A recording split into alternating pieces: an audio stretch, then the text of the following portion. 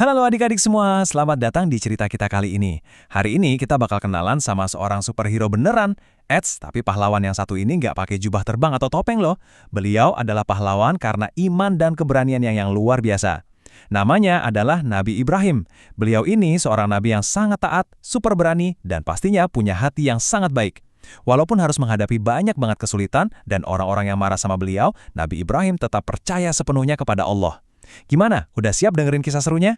Nah, sebelum ceritanya makin jauh, kakak punya satu pertanyaan rahasia nih buat kalian. Coba tebak, siapa nabi yang nggak mempan dibakar api? Bayangin ya, ada api yang super besar, panas banget, tapi waktu beliau masuk ke dalamnya, malah nggak kerasa panas sama sekali. Wah, siapa ya kira-kira? Yap, tebakan kalian betul banget. Jawabannya adalah pahlawan cerita kita hari ini, Nabi Ibrahim. Tapi gimana ceritanya bisa begitu ya? Yuk kita cari tahu rahasianya bareng-bareng. Kita masuk ke bagian pertama. Anak pintar mencari Tuhan. Bagaimana Ibrahim menggunakan akalnya. Jadi gini, waktu masih kecil, Nabi Ibrahim itu pinter banget dan suka mikir.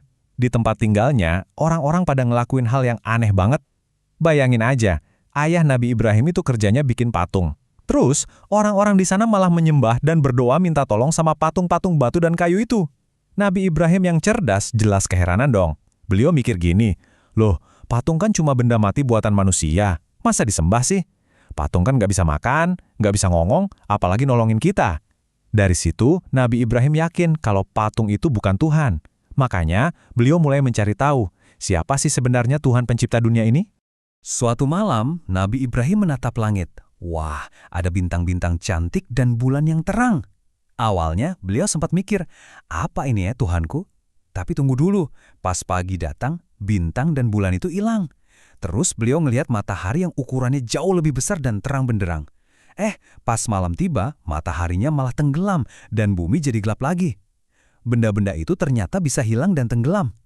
Dari pengamatan cerdas ini, Nabi Ibrahim akhirnya benar-benar yakin kalau Tuhan yang sejati itu adalah Allah Subhanahu wa Ta'ala.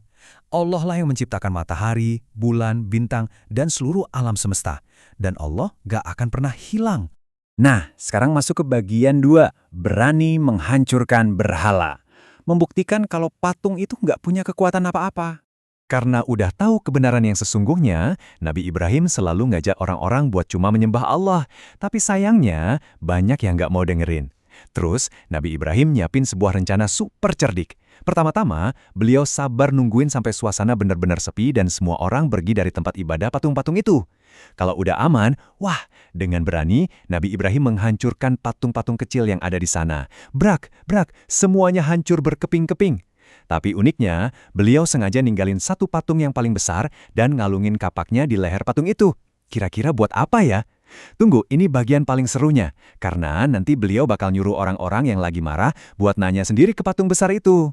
Bener aja kan? Waktu orang-orang pada pulang dan ngamuk lihat patung mereka hancur, Nabi Ibrahim dengan santai bilang, coba deh kalian tanyain langsung ke patung besar itu. Siapa tahu dia yang lakuinnya.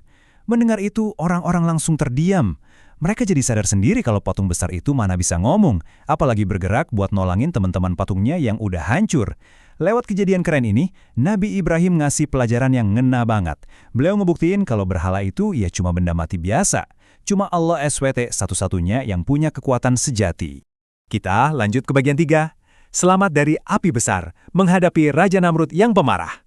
Gara-gara kejadian menghancurkan patung itu, ada seorang raja yang marah besar, namanya Raja Namrud, dan raja ini terkenal kejam banget. Karena patung-patung sesembahannya hancur, Raja Namrud langsung nyuruh prajuritnya buat ngumpulin kayu bakar yang super banyak untuk bikin api unggun raksasa. Api itu berkobar tinggi dan panas banget sampai nggak ada satupun orang yang berani dekat-dekat. Raja Namrud mau ngehukum Nabi Ibrahim dengan cara melemparnya ke dalam api besar itu. Wah, serem banget kan dengernya? Tapi, apa Nabi Ibrahim nangis ketakutan? Sama sekali enggak. Nabi Ibrahim tetap tenang dan berani, karena beliau yakin 100% kalau Allah pasti menolongnya. Dan kalian tahu apa yang terjadi? Pas Nabi Ibrahim dilempar ke tengah kobaran api yang menyala-nyala itu, Allah SWT langsung nurunin mujizatnya. Allah berfirman, wahai api, jadilah dingin dan selamat bagi Ibrahim. Masya Allah, saat itu juga api yang tadinya luar biasa panas, tiba-tiba berubah jadi sejuk dan nyaman banget buat Nabi Ibrahim. Semua orang, termasuk Raja Namrud, langsung melongo kaget ngelihat Nabi Ibrahim berjalan keluar dari api tanpa lecet sedikit pun. Ini adalah bukti nyata kalau Allah akan selalu melindungi hambanya yang taat dan beriman. Sekarang kita di bagian 4, ujian ketaatan dan membangun Ka'bah, petualangan sebagai seorang ayah. Setelah selamat dari kejadian api besar tadi, waktu pun berlalu. Nabi Ibrahim yang terus berdoa bertahun-tahun lamanya akhirnya dikasih hadiah luar biasa dari Allah, yaitu seorang anak laki-laki soleh bernama Ismail. Tapi ujian belum selesai. Suatu malam, Allah memberikan ujian yang sangat berat lewat sebuah mimpi, yaitu perintah untuk menyembelih Ismail. Pastinya sedih banget kan? Tapi karena ayah dan anak ini sangat taat, mereka ikhlas menjalankan perintah Allah. Nah, keesokan paginya, pas perintah itu baru aja mau dilaksanain, Allah melihat betapa luar biasa taatnya mereka. Seketika itu juga, Allah langsung mengganti Nabi Ismail dengan seekor domba yang besar. Alhamdulillah, Ismail pun selamat. Adik-adik tahu nggak, kejadian luar biasa inilah yang jadi awal mula kenapa kita sekarang merayakan Hari Raya Idul Adha. Dan cerita mereka nggak berhenti di situ aja. Bertahun-tahun setelahnya, ayah dan anak yang hebat ini bekerja sama ngebangun sesuatu yang benar-benar penting. Ya, mereka membangun Ka'bah. Ka'bah itu adalah bangunan berbentuk kubus yang sekarang jadi rumah ibadah paling suci dan spesial buat seluruh umat Islam di dunia. Nabi Ibrahim dan Nabi Ismail bahu-membahu yusun batu demi batu buat mendirikan Ka'bah di kota Mekah. Makanya kalau nanti kalian umroh atau naik haji bareng ayah bunda, kalian bakal kelilingin bangunan indah hasil karya Nabi Ibrahim dan putra kesayangannya ini. Kompak banget ya ayah dan anak ini. Sampai deh kita di bagian kelima, menjadi anak soleh yang berani. Pelajaran untuk kita hari ini. Adik-adik, kisah Nabi Ibrahim tadi tuh penuh banget sama petualangan seru dan menegangkan ya. Sekarang pertanyaannya, gimana caranya biar kita bisa jadi hebat kayak Nabi Ibrahim? Tenang aja, kita nggak perlu kok ngelawan raja kejam atau masuk ke dalam api raksasa buat jadi pahlawan. Kita bisa mulai dari hal-hal kecil di rumah. Misalnya nih, rajin sholat 5 waktu karena kita sayang sama Allah.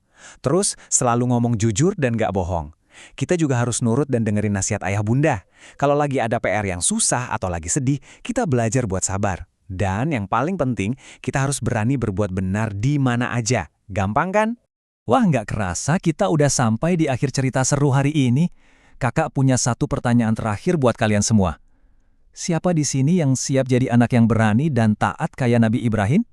Wah, kakak yakin banget nih, adik-adik semua yang dengerin cerita ini adalah anak-anak hebat, calon-calon pahlawan kebaikan di masa depan.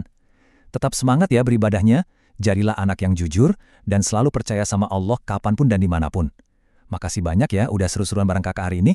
Sampai jumpa lagi di cerita-cerita hebat selanjutnya. Dadah!